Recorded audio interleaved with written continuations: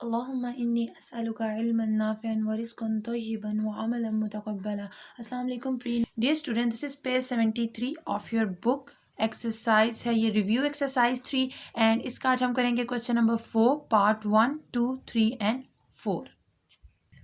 Student question number 4 में हमें कहते हैं find the value of x in the following. ठीक है, आपने यहाँ पर भी यही करना है क्वेश्चन नंबर 3 की तरह के एक्स की वैल्यू फाइंड करनी है। अब क्वेश्चन में क्या गिवन है, log of x is equal to 2.4543। ठीक है, अब अगर आपने ये वाला एक्स कैलकुलेट करना है, ठीक है, तो आपको ये लॉग खत्म करना पड़ेगा। ओके, ये लॉग नहीं होना चाहिए ना, सिर्फ एक्स होना, ताकि हम एक्स की वैल्यू निकाल सकें।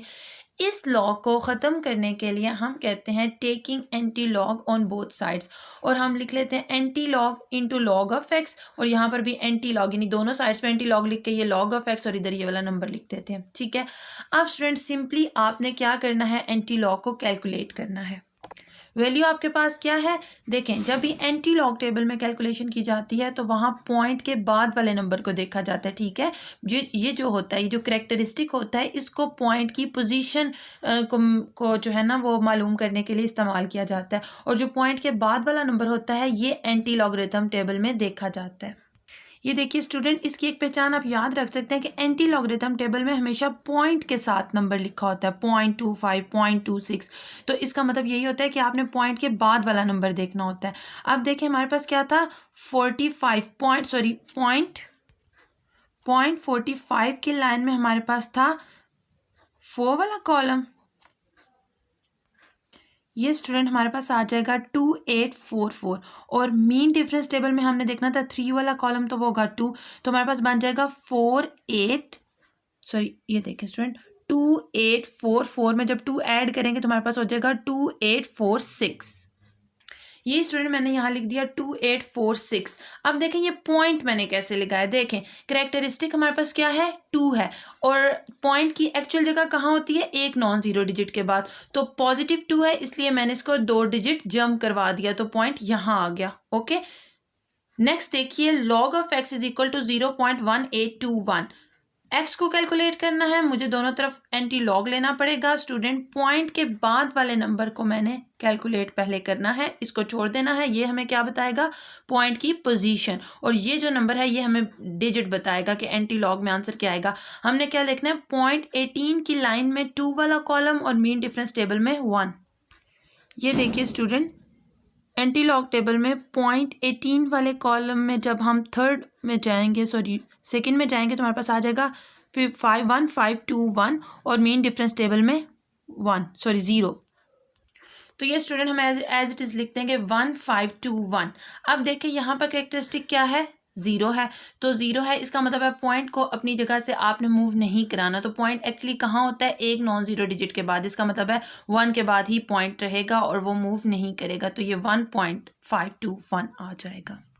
नेक्स्ट देखिए student, log of x is equal to 0.0044, taking anti log on both sides. अब हमने जब एंटी लॉग ले लिया तो हमने अब एंटी लॉग इसका चेक करना है पॉइंट के बाद वाला नंबर। ठीक है, तो पॉइंट के बाद वाला आपने पूरा नंबर देखना होता है स्टूडेंट, यहाँ पर लॉग की टेबल की तरह नहीं होता, बल्कि पॉइंट के बाद एग्जैक्टली जो नंबर आ रहा है, चाहे वो जीरोज़ हैं चाहे वो जीरोज़ नहीं हैं, आपने उनको कैलकुलेट करना होता है।